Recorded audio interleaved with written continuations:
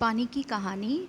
मैं आगे बढ़ा ही था कि बेर की झाड़ी पर से मोती सी एक बूंद मेरे हाथों पर आ पड़ी।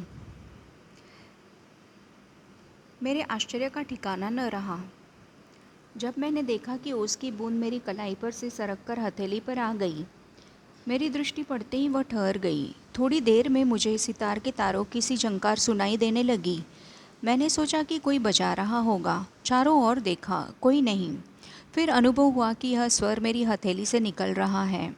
ध्यान से देखने पर मालूम हुआ कि बूंद के दो कण हो गए हैं और वे दोनों हिल हिल कर यह स्वर उत्पन्न कर रहे हैं, मानो बोल रहे हो। उसी सुरीली आवाज़ में मैंने सुना, सुनो सुनो। मैं चुप था। फिर आवाज़ आई, सुनो सुनो। अब मुझसे न रहा गया। मेरे मुख से निकल गया, कहो कहो। ओस की बूंद मानो प्रसन्नता से हिली और बोली, मैं ओस हूँ। जानता हूँ, मैंने कहा। लोग मुझे पानी कहते हैं और जल भी, मालूम है। मैं बेर के पेड़ में से आई हूँ। झूठी, मैंने कहा और सोचा, बेर के पेड़ से क्या पानी का फव्वारा निकलता है? बूंद फिर हिली, मानो मेरे अविश्वास से उसे दुख हुआ हो। सुनो, मैं इस पेड़ के पास की भूमि में बहुत दिनों से इधर उधर घूम रही थी। मैं कणों का हृदय टटोलती फिरती थी कि एकाएक पकड़ी गई। कैसे? मैंने पूछा। वह जो पेड़ तुम देखते हो ना, वह ऊपर ही इतना बड़ा नहीं है, पृथ्वी में भी लगभग उतना ही बड़ा है। उसकी बड़ी जड़ें, छोटी जड़ें और जड़ों के रोए हैं। वे रोए बड़े निर्दयी होते हैं। मुझे जैसे असंख्य जलकणों को वे बलपूर्वक पृथ्वी में ही खींच लेते हैं। कुछ को तो पेड़ एकदम खा जाते हैं और अधिकांश का सब कुछ छीन कर उन्हें बाहर निकाल देते हैं। क्रोध और घृणा से उसका शरीर कांप उठा। तुम क्या समझते हो कि वे इतने बड़े यूं ही खड़े हैं? उन्हें इतना बड़ा बनने के लिए मेरे असंख्य बंधुओं ने अपने प्राण नाश किए हैं। मैं बड़े ध्यान से उसकी कहानी सुन रहा था। हाथों में भूमि के खनिजों को अपने शरीर में घुलाकर आनंद से फिर रही थी कि दुर्भाग्यवश एक रोए से मेरा शरीर छू गया।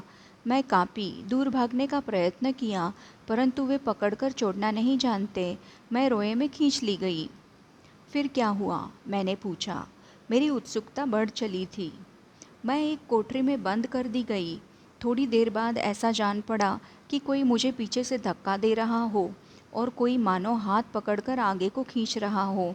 मेरा एक भाई भी था, वो भी वहाँ लाया गया। उसके लिए स्थान बनाने के कारण मुझे दबाया जा रहा था।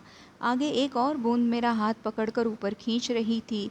मैं उन दोनों के बीच पीस चली थी। मैं लगभग 3 दिन तक यह सांसत भोगती रही। मैं पत्तों के नन्हे नन्हे छेदों से होकर जैसे तैसे जान बचाकर भागी।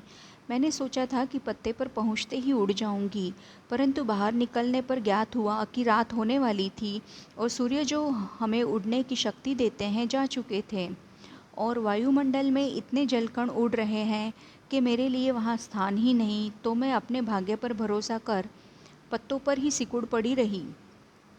अभी जब तुम्हें देखा तो जान में जान आई और रक्षा पाने के लिए तुम्हारे हाथ पर कूद पड़ी। इस दुख तथा भावपूर्ण कहानी का मुझ पर बड़ा प्रभाव पड़ा। मैंने कहा, जब तक तुम मेरे पास हो कोई पत्ता तुम्हें नहीं छुएगा। भैया, तुम्हें इसके लिए धन्यवाद है। मैं जब तक सूर्य न निकले तभी तक रक्षा चाहती हूँ। उनका दर्शन करते ही मुझ में उड़ने की शक्ति आ गई। मेरा जीवन विचित्र घटनाओं से परिपूर्ण है। मैं उसकी कहानी तुम्हें सुनाऊंगी तो तुम्हारा हाथ तनिक भी न दुखेगा। अच्छा सुनाओ। बहुत दिन हुए मेरे पुरखे हद्रजन मतलब हाइड्रोजन और ओशजन मतलब ऑक्सीजन नामक के दो गैस सूर्यमंडल में लपटों के रूप में विद्यमान थे। सूर्यमंडल अपने निश्चित मार्ग पर चक्कर काट रहा था। वे दिन थे जब हमारे ब्रह्मांड में उथल पुथल हो रही थी। अनेक ग्रह और उपग्रह बन रहे थे। ठहरो, क्या तुम्हारे पुरखे अब सूर्यमंडल में नहीं हैं? है, उनके वंशज अपनी भयावह लपेटों से अब भी उनका मुख उज्ज्वल किए हुए हैं। हाँ, तो मेरे पुरखे बड़ी प्रसन्नता से सूर्य के धरातल पर नाचते रहते थे। एक दिन की बात है कि दूर एक प्रचंड प्रकाश पिंड दिखाई पड़ा। उनकी आंखें चौंधियाने लगी। यह पिंड बड़ी तेज़ी से सूर्य की ओर बढ़ रहा था। ज्यों-ज्यों पास आता जाता था उसका आकार बढ़ता जाता था। यह सूर्य से लाखों गुना बड़ा था। उसकी महान आकर्षण शक्ति से हमारा सूर्य कांप उठा। ऐसा ज्ञात हुआ कि उस ग्रहराज से टकराकर हमारा सूर्य चूर्ण हो जाएगा। वैसा न हुआ। वह सूर्य से सहस्त्रों मील दूर से ही घूम चला, परंतु उसकी भीषण आकर्षण शक्ति के कारण सूर्य का एक भाग टूटकर उसके पीछे चला। सूर्य से टूटा हुआ भाग इतना भारी खिंचाव संभाल न सका और कई टुकड़ों में बंट गया। उन्हीं में से एक टुकड़ा हमारी पृथ्वी है। यह प्रारंभ में एक बड़ा आग का गोला थी। ऐसा? परंतु उन लपटों से तुम पानी कैसे बनी? मुझे ठीक पता नहीं है। हाँ, यह सही है कि हमारा ग्रह ठंडा होता चला गया, और मुझे याद है कि अरबों वर्ष पहले मैं हाइड्रोजन और ओजोन के रासायनिक क्रिया के कारण उत्पन्न हुई थी। उन्होंने आपस में मिलकर अपना प्रत्यक्ष अस्तित्व गंवा दिया है और मुझे उत्पन्न किया है। मैं उन दिनों भाप के रूप में पृथ्वी के चारों ओर घूमती रहती थी। उसके बाद न जाने क्या हुआ। जब मुझे होश आया तो मैंने अपने को ठोस बर्फ के रूप में पाया। मेरा शरीर पहले भाप रूप में था, वह अब अत्यंत छोटा हो गया था। वह पहले से कोई 17वां भाग रहा था। मैंने देखा मेरे चारों ओर मेरे असंख्य साथी बर्फ बने पड़े थे। जहाँ तक दृष्टि जाती थी बर्फ के अतिरिक्त कुछ दिखाई न पड़ता था। जिस समय हमारे ऊपर सूर्य की किरणें पड़ती थी तो सौंदर्य बिखर पड़ता था। हमारे कितने साथी ऐसे भी थे जो बड़ी उत्सुकता के साथ आंधी में ऊंचा उड़ने, उछलने कूदने के लिए कमर कस से तैयार बैठे रहते थे। बड़े आनंद का समय रहा होगा वह। बड़े आनंद का। कितने दिनों तक? कई लाखों वर्षों तक। कई लाख। हाँ, चौंको नहीं। मेरे जीवन में 100-200 वर्ष दाल में नमक के समान भी नहीं है।